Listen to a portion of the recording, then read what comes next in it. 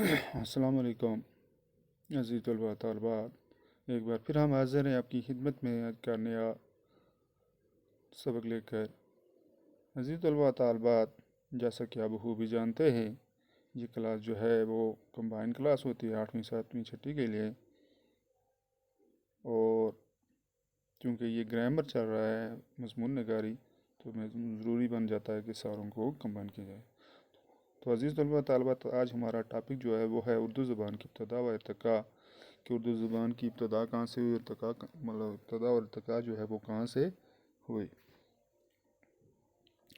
اردو زبان کئی زبانوں سے مل کر بنی ہے، جیسے عرب، افغانستان، ایران، ترکستان سے لوگ ہندوستان میں آئے تو ان کی اپنی اپنی زبانیں تھیں۔ 8ویں صدی میں مسلمانوں نے سندھ پر حملہ کیا اور اس پر قبضہ کر لیا۔ یہ ادھر ادھر ہندوستان کے مختلف حصوں میں پھیل گئے۔ پھر 10ویں اور 11ویں صدی میں بڑی تعداد میں درہ خیبر کے راستے سے سارے پنجاب میں پھیل گئے۔ تقریباً 2 سال تک وہاں کے بسنے والوں میں میل جول بڑھتا رہا۔ اب اس ملی جلی زبان نے جو لشکر کی شکل میں نمودار ہوئی، اردو زبان کا نام پایا۔ اسی بنا پر احتشام حسین کا خیال ہے کہ اردو پنجاب میں پیدا ہوئی۔ یہ بات کچھ قرین قیاس معلوم ہوتی ہے، کیونکہ اردو میں پنجابی زبان کے اثرات زیادہ پائے جاتے ہیں۔ محمود خان شیروانی کے مطابق اردو پنجاب میں پیدا ہوئی اور پنجاب سے ہجرت کر کے دلی پہنچی۔ اردو کے آغاز و ارتقاء کے بارے میں ڈاکٹر مرزا خلیل احمد بیگ لکھتے ہیں کہ دکن میں اردو کی ابتدا اور ارتقاء سے متعلق بعض محققین نے بڑے غلط اور بے بنیاد نظریات پیش کیے ہیں۔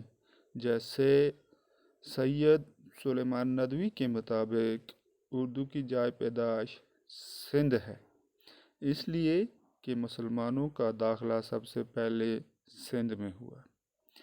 اسی طرح کے عالموں کا خیال ہے کہ اردو کی پیدائش دکن میں ہوئی، کیونکہ مسلمان سب سے پہلے سندھ کے علاوہ مالابار اور کارو بنڈل کے ساحلوں پر آئے۔ عربوں اور مقامی باشندوں کے درمیان میل جول اور سماجی روابط بھی بڑھتے گئے۔ بعض محققین کا خیال ہے کہ اسی میل ملاپ اور سماجی اختلاط کی وجہ سے ایک نئی زبان اردو محرز وجود میں آئی، لیکن اردو کے دکن میں پیدا ہونے کا نظریہ کسی بھی طرح قابل قبول نہیں ہو سکتا، کیونکہ مسلمانوں کا زیادہ واسطہ دراوڑی زبانوں ملیالم، تامل، کنڑ اور ان کی قدیم شکلوں سے پڑا۔ ان زبانوں اور عربی کے میل سے ایک ایسی زبان کے بننے کا خیال کرنا جو ایک تیسرے لسانی خاندان ہند آرائی سے تعلق رکھتی ہو، صرف ایک خیال ہی ہے اور کچھ نہیں۔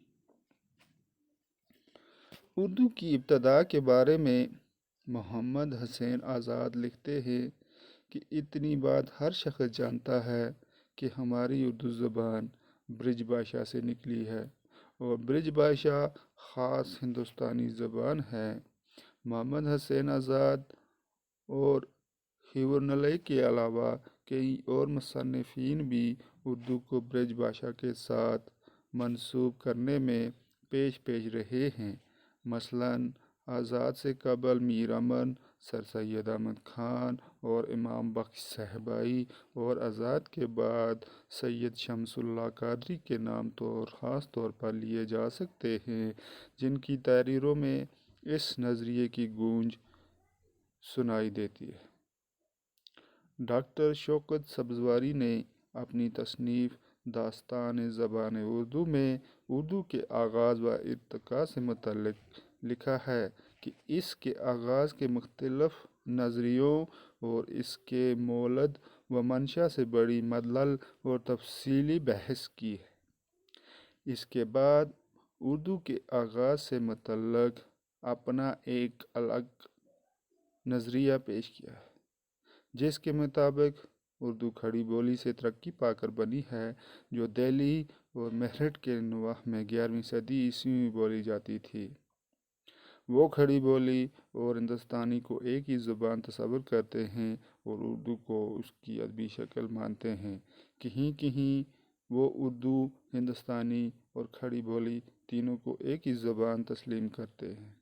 ان کا بھی یہ نظریہ ہے کہ کھڑی بولی، ہندوستانی یا دوسرے لفظوں میں اردو مسلمانوں کی آمد سے پہلے دلی کے بازاروں میں بولی جاتی تھی۔ اس حقیقت سے انکار نہیں کیا جا سکتا کہ اردو کی پیدائش شمالی ہند میں ہوئی۔ دلی کے علاقے میں وہ پروان چڑھی اور آخر کار اس قابل ہوئی کہ کاروباری معاملات میں عام طور پر استعمال کی جائے۔ عوام اس مخلوط اور نئی زبان کو اپنانے لگے اور فارسی اور پراکرت پر اس کو ترجیح دینے لگے۔ دلی کی سلطنت کی توسیع کے ساتھ ساتھ اس نئی زبان کا علاقہ بھی بڑھتا گیا۔ اردو ایک ترکی زبان کا لفظ ہے، اس کے معنی لشکرگاہ کے۔ شاہی فوج کے بازار کو بھی اردو کہتے ہیں۔ جن جن جگہوں پر فوج رہتی تھی وہاں خرید و فروخت کے سلسلے میں فوجی عوام کے ساتھ کچھ اپنے اور کچھ ان کے الفاظ میں بات کرتے تھے، اس لیے اس مخلوط زبان کا نام یہی لفظ یعنی اردو رکھا گیا۔ مغلیہ دور حکومت میں شاہی فوج کے بازار کو اردو محلہ کہتے تھے، بعد میں لفظ محلہ حذف کر دیا گیا۔ اس طرح لفظ اردو تحریر و تقریر میں استعمال ہوتا گیا اور عام ہو گیا۔ اس تاریخی پس منظر کے پیش نظر اردو نے حسب ذیل ارتقائی منازل طے کیے۔ 636 سے 986 تک سندھ اور ملتان وغیرہ پر مسلمانوں کا قبضہ رہا۔ اس عرصے میں غیر ملکی اور ملکی زبانوں کا لین دین اتنا زیادہ ہو گیا کہ ایک مخلوط بولی وجود میں آنے لگی۔ 987 سے 1193 عیسوی تک عرب، ترک، مغل، ایرانی، افغانی، تاتاری وغیرہ پنجاب میں آباد ہو گئے اور مخلوط بولی کو مزید تقویت پہنچی اور نئے نئے الفاظ بننے لگے۔ 1931 کے بعد سے دلی کو مرکزیت حاصل ہوگی اور مسلمان پورے شمالی ہند پر قابض ہو گئے۔ دلی اور گرد نواح میں مسلمان زیادہ آباد ہو گئے اور اسی علاقے کی زبان سے زیادہ متاثر ہوئے۔ اب الفاظ ٹوٹے پھوٹے فقروں کی شکل اختیار کرنے لگے۔ 1297 کے بعد یہ نئی زبان دکن تک پہنچی اور 1351 عیسوی تک پورے جنوبی ہندوستان میں پھیل گئی۔ 1352 سے 1700 تک قدیم شعراء نے اس زبان کو ترقی دی۔ 1701 سے 1799 تک وسطی دور کے شاعروں نے اردو کی ترقی اور ترویج کا کام کیا۔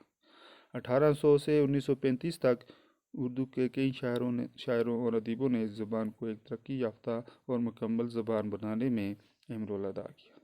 1800 میں ڈاکٹر جان گلکرسٹ نے فورٹ ولیم کالج کا قیام عمل میں لایا، جہاں بہت سی کتابوں کو اردو میں ترجمہ کیا گیا۔ اس طرح اردو زبان و ادب کا دائرہ جو ہے بہت وسیع ہو گیا۔ چنانچہ ترقی کے منازل طے کرتے کرتے اردو زبان 1835 میں ہندوستان کی سرکاری زبان بن گئی۔ عزیز طلباء طالبات، اس طرح سے اردو زبان کی ابتدا و ارتقاء جو ہے وجود میں آئی۔ ہم نے پڑھا کہ کس طرح سے اردو زبان جو ہے کس طرح بنی ہے، پھر کس طرح سے کس نے کیا نظریہ اس کے بارے میں دیا ہے۔ سب سے پہلے نظریہ جو تھا وہ محمود خان شیروانی کا تھا، اس کے بعد اور بھی بہت سارے مرزا خلیل احمد بیگ ہیں، اس کے بعد محمد حسین آزاد ہیں، ڈاکٹر شوکت سبزواری ہیں۔ ان سب نے اپنے اپنے نظریے اس کے بارے میں دیے ہیں۔ اسی طرح سے پھر اس کے دور شروع ہوتے ہیں۔